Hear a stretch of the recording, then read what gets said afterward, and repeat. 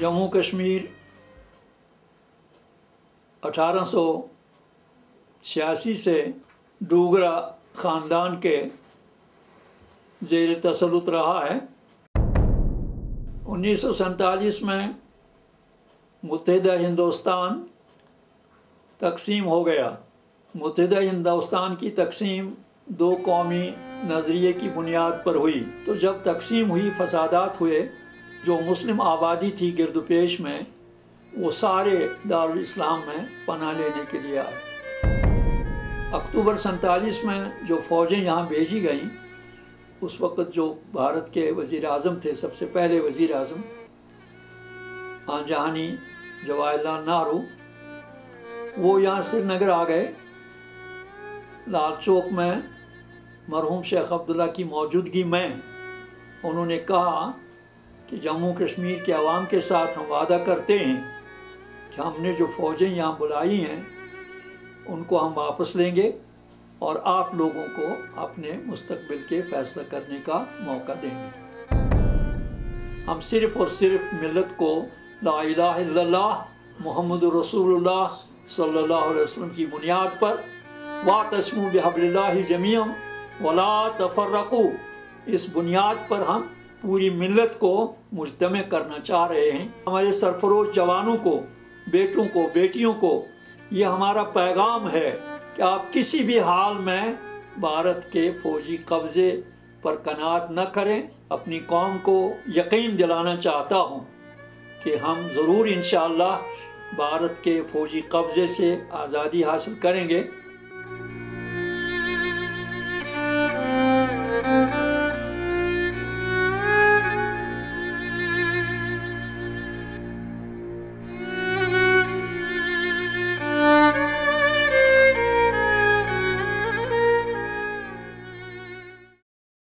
नहमदुहु व नसल्ली अला रसूलिल करीम। औज़ु बिल्लाहि मिनश शैतानिर रजीम। बिस्मिल्लाहिर रहमानिर रहीम। क़ालत इन्नल मुलूका इज़ा दख़लू क़र्यतन अफ़सदूहा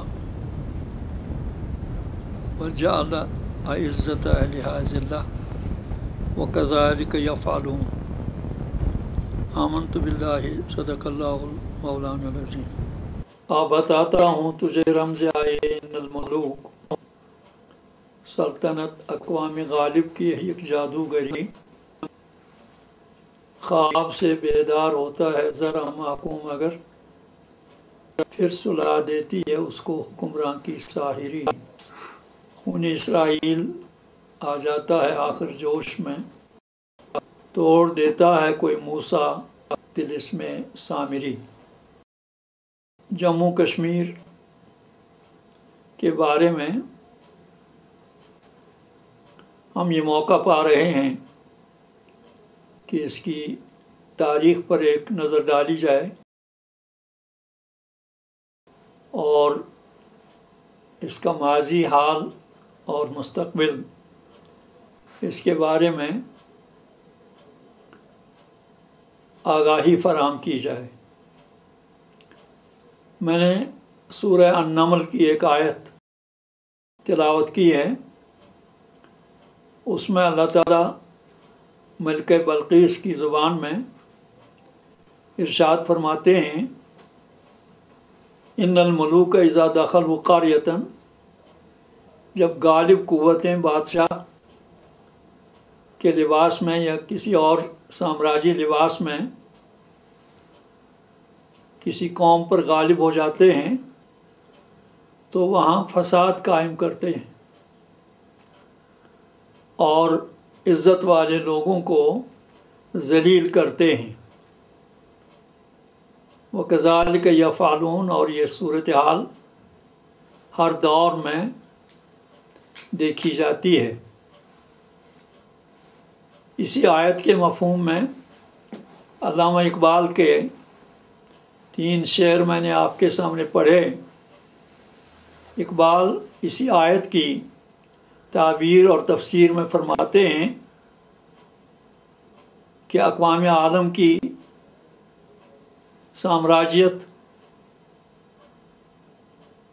जब किसी कौम पर मुसल्लत हो जाती है تو ان کی آزادی بھی چھینتے ہیں، ان کی عزت بھی، ان کی آبرو بھی، اور ان کے حال کو بھی تاریخ بناتے ہیں اور مستقبل کو بھی۔ بتاتا ہوں تجھے رمز آئیے ان الملوک، سلطنت اقوام غالب کی ایک جادوگری۔ ایک جادوگری کا سامان مسلط کیا جاتا ہے قوموں کو غلام بنانے کے لیے۔ قرآن پاک کی اسی آیت اور علامہ اقبال رحمۃ اللہ علیہ کے انہی اشعار کی روشنی میں کشمیر کے بارے میں آپ کو آگاہی بخشنے کی کوشش کروں گا۔ جموں کشمیر 1886 سے ڈوگرا خاندان کے زیر تسلط رہا ہے،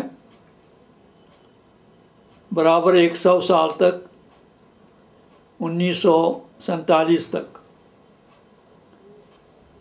اس دور میں بھی یہاں جو مسلمانوں کی اکثریت تھی ان کے حقوق پامال کیے گئے، ان کے لیے کوئی تعلیم کا انتظام نہیں تھا، ان کے لیے ملازمتوں کا کوئی اہتمام اور کوئی حصہ نہیں تھا، ان سے بیگار لیا جاتا تھا مسلمانوں سے، اور ان کو زندگی کے بنیادی حقوق سے اس سارے دور میں محروم رکھا گیا۔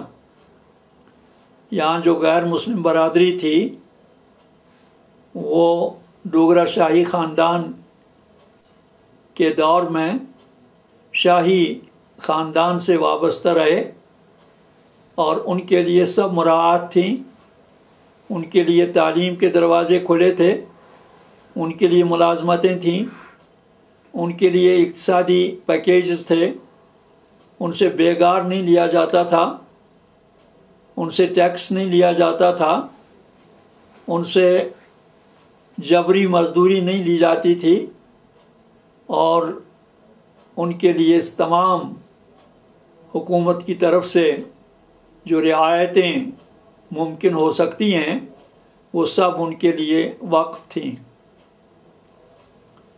100 سال تک جموں کشمیر کی اکثریت مسلمانوں کی اسی عذاب اور اسی عتاب میں مبتلا رہی۔ 1947 میں متحدہ ہندوستان تقسیم ہو گیا۔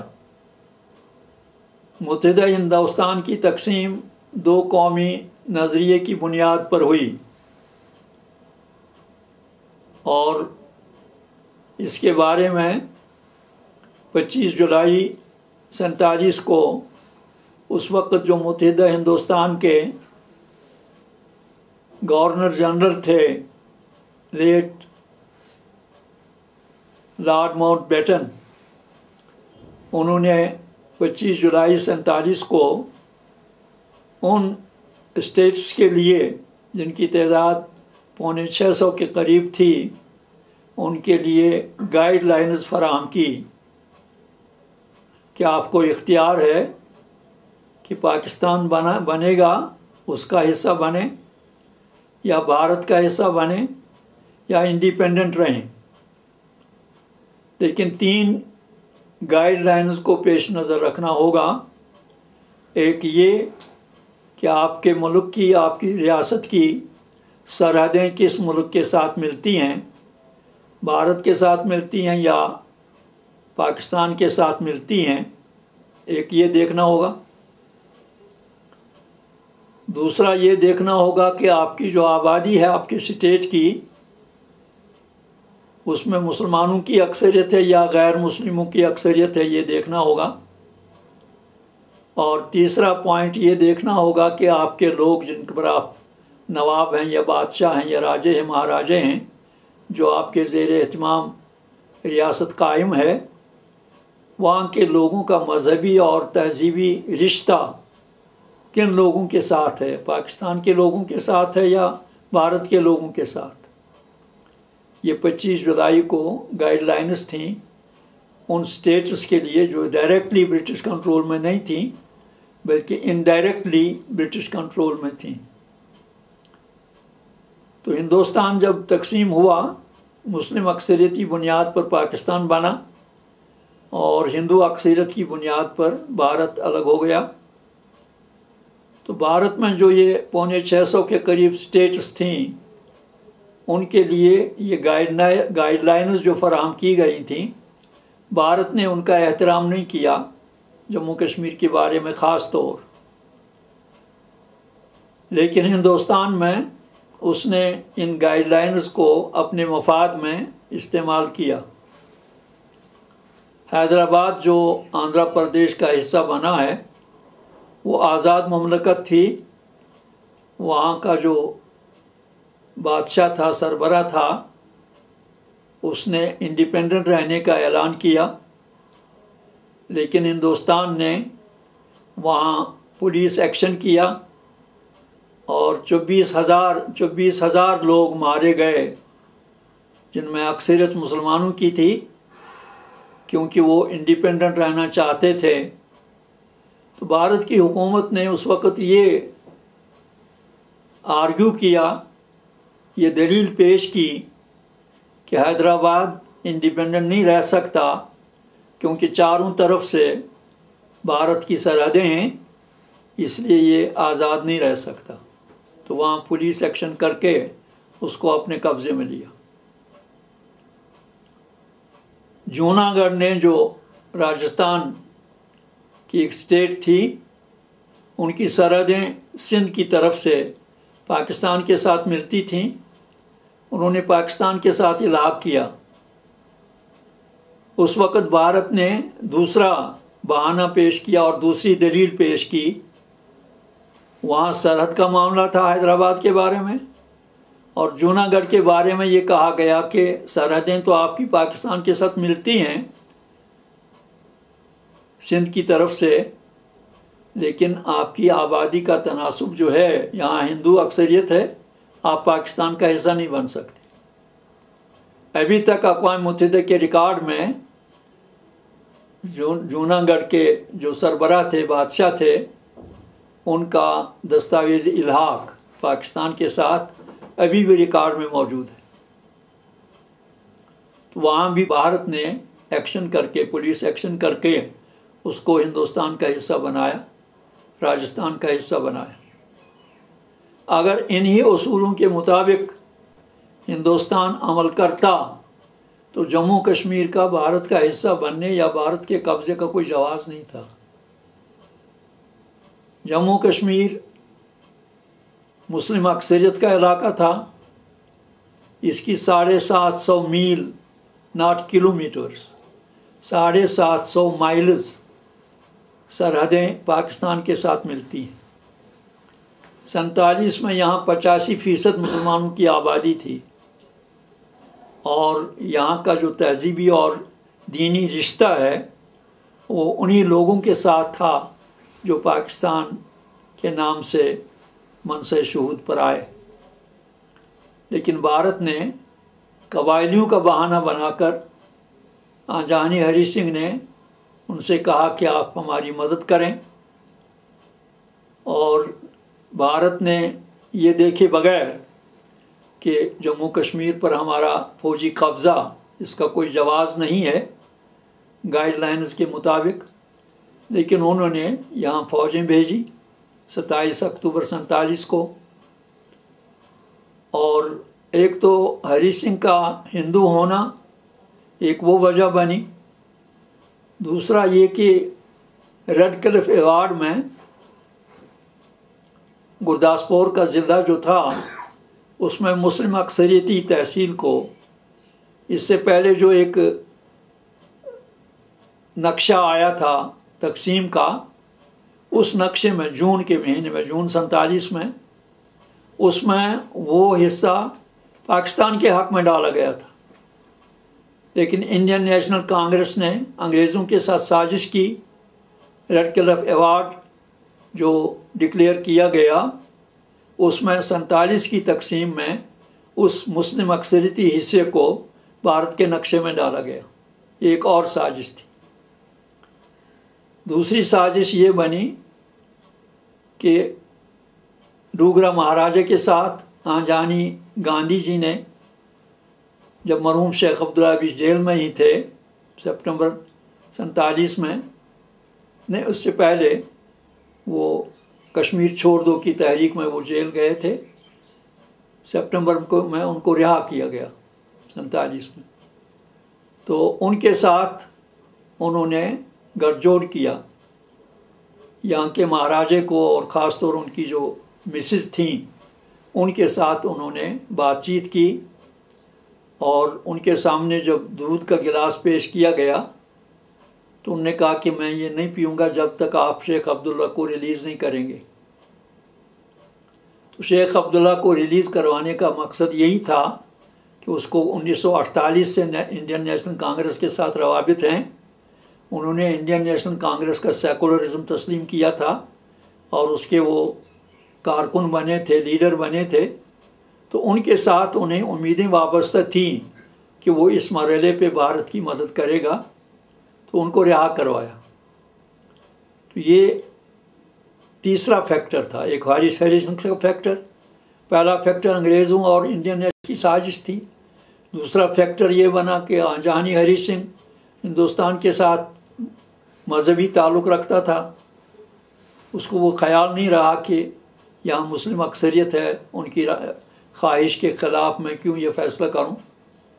और तीसरा फैक्टर शेख अब्दुल्ला बना, जिसने 1938 से ही इंडियन नेशनल कांग्रेस के साथ रवाबित कायम किए थे, जब उन्होंने मुस्लिम कॉन्फ्रेंस को नेशनल कॉन्फ्रेंस में बदल दिया, या मुस्लिम कॉन्फ्रेंस के मुकाबले में नेशनल कॉन्फ्रेंस की तंजीम बनाई।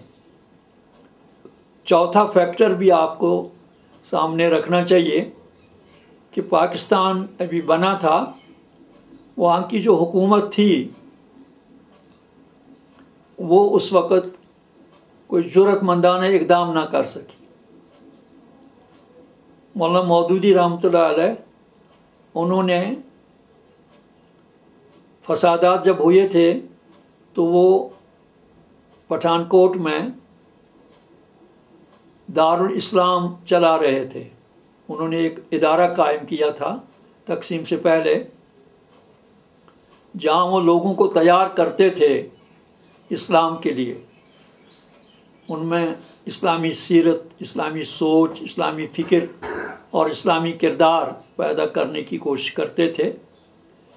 ये उनका अल्लामा इकबाल रहमतुल्लाह अलैह के साथ मशवरा था। उन्हीं के मशवरे से वो हैदराबाद से आए और पठानकोट में उन्होंने एक इनायतुल्ला खान साहब थे, उनकी वहाँ बहुत बड़ी जागीर थी। तो उनसे वो उस जागीर वो उन्होंने उनको हवाले की कि आप यहाँ इदारा चलाएं। तो वो इदारा वहाँ चला रहे थे। तो जब तकसीम हुई, फसादात हुए, तो जो मुस्लिम आबादी थी गिरदुपेश में, वो सारे दारुल इस्लाम में पनाह लेने के लिए आए। और पाकिस्तान बना था। अब वो जो मुहाजिर थे, जो हिंदुस्तान से निकल कर पाकिस्तान जाना चाह रहे थे, उनके लिए उन्होंने इंतज़ामात किए।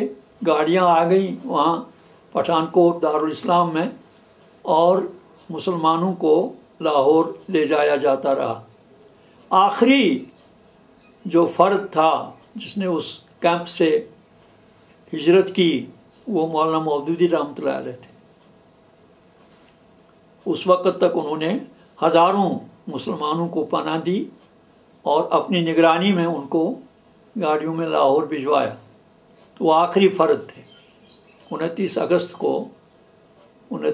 47 को जब वो लाहौर पहुँचे तो उनको उस वक़्त ये अंदाज़ा था और वो देख रहे थे अपनी सर की आँखों से कि कश्मीर पाकिस्तान के हिस्से से हाथों से जा रहा है। उनको मालूम हुआ कि किस तरह रेड क्लिफ अवार्ड में किस तरह साजिशें की गई, और हरी सिंह का उनकी पॉलिसी भी उनको मालूम थी। शेख अब्दुल्ला की सियासत से भी वो वाकिफ़ थे, इंडियन नेशनल कांग्रेस की चालबाजियों से भी वो वाकिफ़ थे। उन्होंने 29 अगस्त को लाहौर जाकर जो सबसे पहला काम किया, उस वक़्त जो पंजाब के वज़ीर आला थे नवाब ममदोट, वो उससे मिले और उनसे कहा कि कश्मीर आपके हाथ से जा रहा है, अगर आप उसको बचाना चाहते हैं तो आपके पास जो रिटायर्ड आर्मी के लोग हैं, फ़ौज के लोग हैं, उनको आप जमा करें, उनको आप हिदायत दें कि वो जम्मू जाकर रास्ता, भारत का रास्ता बंद करें। लेकिन अफसोस, सद अफसोस कि नवाब ममदोट ने उनके उस बेहतरीन और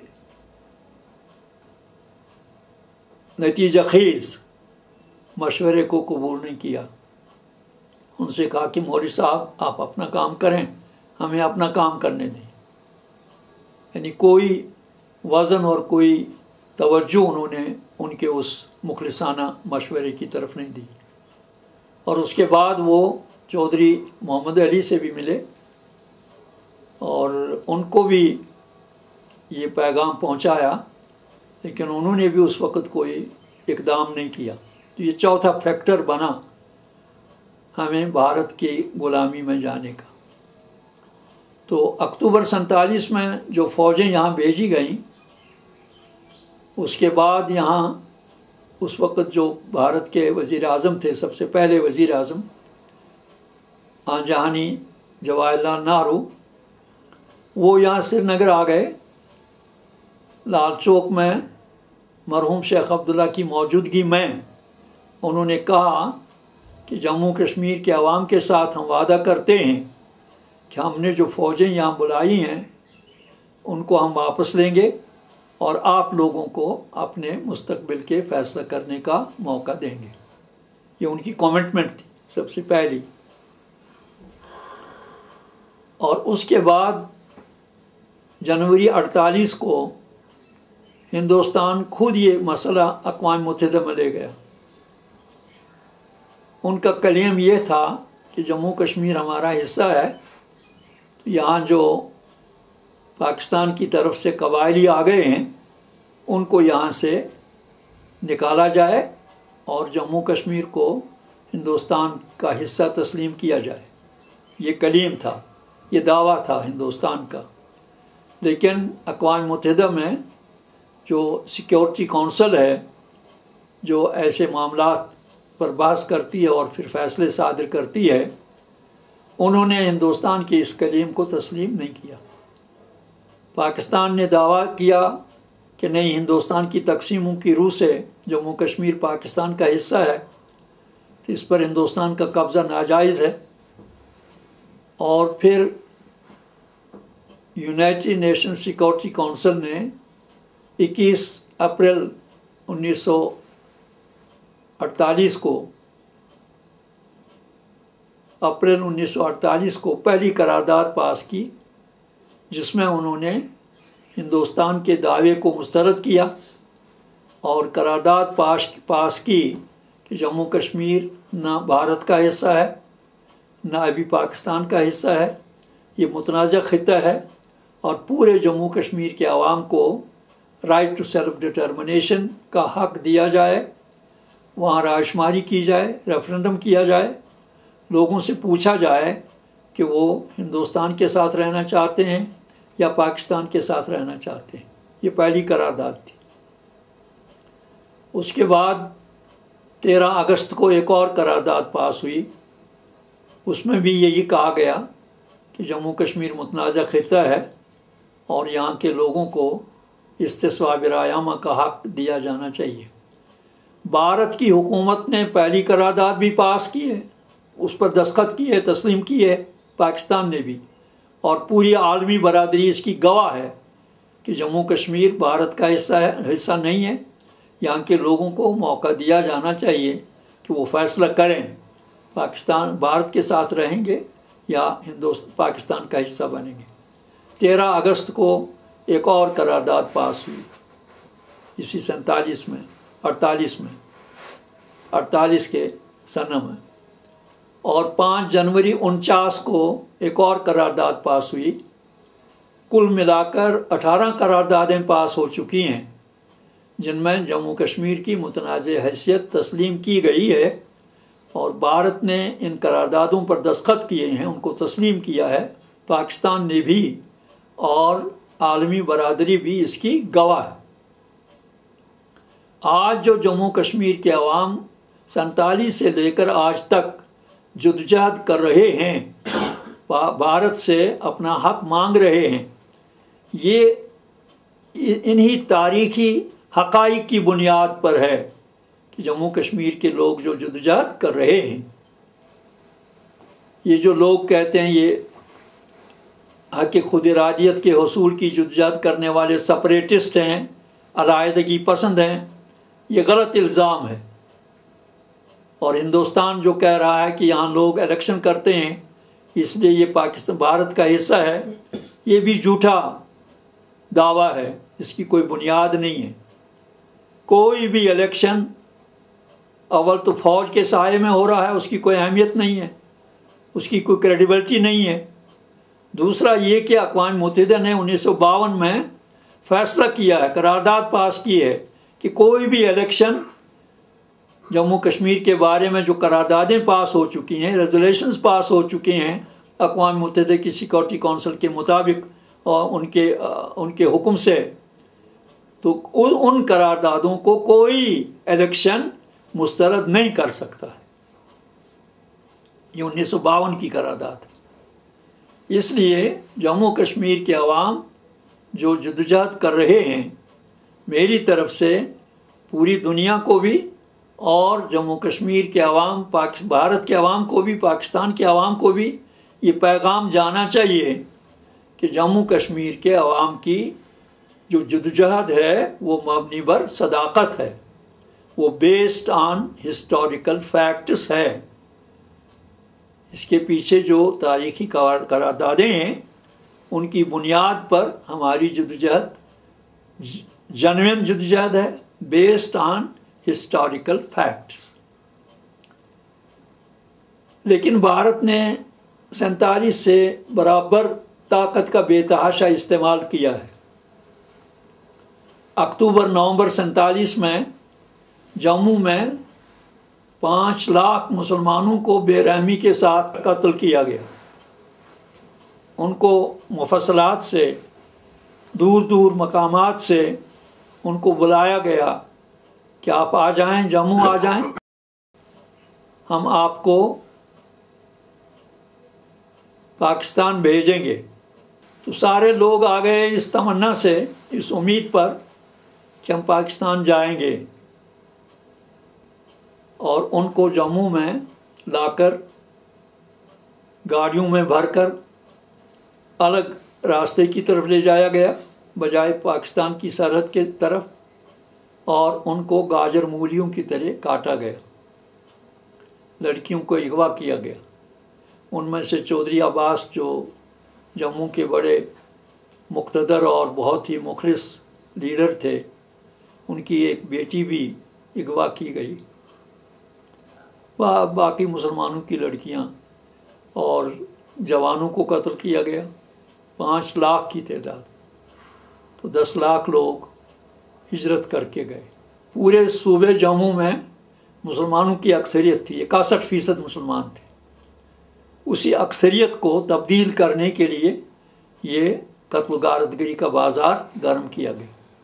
اس میں پٹیالہ فوج ملوث ہے، ڈوگرا فوج ملوث ہے، بھارت کی فوج ملوث ہے، اور ہندوستان جموں میں جو کمیونل ایلیمنٹس ہیں، اس وقت جن سنگھ کی پارٹی تھی، وہ سب اس میں ملوث ہیں مسلمانوں کو قتل کرنے میں۔ آج آپ جموں جا کر دیکھ لیجئے، مسلمانوں کی ان کے مکانات، ان کی پراپرٹی وہاں کن لوگوں کے قبضے میں ہے۔ تو یہ وہی لوگ ہیں جن کو قتل کر کے اور پھر وہاں کی ہندو آبادی نے ان کے مکانوں پر، ان کی جائیدادوں پر قبضہ کیا، اور اس طرح جموں صوبے میں مسلمانوں کی اکثریت کو اقلیت میں بدل دیا گیا۔ تو 47 سے لے کر آج تک यहाँ के मुसलमानों ने जद्दोजहद की है, कभी यहाँ हिंदुस्तान के जबरी और फौजी कब्ज़े को दिल से तस्लीम नहीं किया गया है। ये बात लिखी जानी चाहिए तारीख़ के सफ़ात में कि हिंदुस्तान का जम्मू कश्मीर पर जबरी कब्ज़ा है, फौजी कब्ज़ा है, ताकत की बुनियाद पर कब्ज़ा है, लोगों का उनको कोई सपोर्ट नहीं है। ये जो वोट डालने वाले लोग हैं वो हिंदुस्तान के हक़ में वोट नहीं डालते, बल्कि उनको धोखा दिया जा रहा है, फ़रेब दिया जा रहा है नेशनल कॉन्फ्रेंस की तरफ से, कांग्रेस की तरफ से, पीडीपी की तरफ से, कम्युनिस्ट पार्टी की तरफ से, पीसी की तरफ से, दूसरे इलेक्शन लड़ने वालों की तरफ से कि भाई ये मसला कश्मीर के लिए इलेक्शन वोट नहीं है, ये सड़कों के लिए है, पानी के लिए है, मुलाजमत के लिए है, डेली वेजरी के लिए है, दूसरी चीज़ों के लिए है। तो इसको हिंदुस्तान एक्सप्लॉइट कर रहा है। वो कहता है कि वहाँ इलेक्शन हुए हैं, अब वहाँ रायशुमारी की ज़रूरत नहीं है, इसलिए कि लोग वहाँ वोट डालते हैं। ये बहुत बड़ा धोखा है जो यहाँ के लोगों को दिया जा रहा है। 1988 में, 88 के आखिर में यहाँ अस्करियत का आगाज़ हुआ। यानी अब तक जो जमहूरी तरीके इख्तियार किए गए अपना हक़ हासिल करने के लिए, हमने भी इलेक्शन लड़ा है। 71 में हमने पहला इलेक्शन लड़ा पार्लियामेंट का, और फिर 72 में असम्बली का इलेक्शन हमने लड़ा। 5 अफराद जमात इस्लामी के असम्बली में पहुँचे। हमारे इंतखाब लड़ने के 2 पॉइंट्स थे। एक ये पॉइंट था कि इलेक्शन लड़ने वाली पार्टियां लोगों को सड़कों के लिए वोट देते हैं, लेकिन असेंबली में जाकर वो कानून बनाते हैं, हलाल चीज़ों को हराम और हराम चीज़ों को हलाल बना रहे हैं। हमने ये बात लोगों को कही कि आप इन लोगों को वोट न दें, ये आपको धोखा दे रहे हैं। यहाँ आपको सड़कों के लिए कहते हैं वोट दो, लेकिन इनकी पॉलिसी सोशलिज़म है, सेकुलरिज़म है, कम्युनिज़म है और वतन परस्ती है और अपने मफादात हैं। तो हम इस्लाम का पैगाम लेकर आ गए लोगों के पास। हमने कहा इस्लाम एक मुनज़्ज़म ज़ाबिते हयात है। हम जब आज़ादी हासिल करेंगे इंशाअल्लाह तो यहाँ इस्लाम का आदिलाना निज़ाम होगा, जिसमें सारे इंसानों के साथ यकसां सलूक किया जाएगा, किसी के साथ कोई इम्तियाज़ नहीं बरता जाएगा, मज़हब की बुनियाद पे, रंग की बुनियाद पे, नस्ल की बुनियाद पे, कौमियत की बुनियाद पे, ज़ात पात की बुनियाद पे, वतनीयत की बुनियाद पे, पेशे की बुनियाद पे किसी भी सिटीज़न के साथ, शहरी के साथ कोई इम्तियाज़ नहीं बरता जाएगा। ये पैगाम लेकर हम आ गए। लोगों ने समझा, हमको वोट दिया, लेकिन सिर्फ 5 मेंबर हमारे कामयाब हो गए, बाकी धांधलियाँ की गई कांग्रेस की तरफ से। तो असम्बली में जाकर मैं 15 साल असम्बली में रहा हूँ, तो पूरे 15 साल तक हमने हमेशा मसले कश्मीर को उजागर किया। शराब के ख़िलाफ़ हमने वोट दिया, एहतजाज किया, और दूसरे जो गैर इस्लामी कवानीन और रेजुलेशन सामने आते थे उसकी हमने खुलकर मुखालफत की।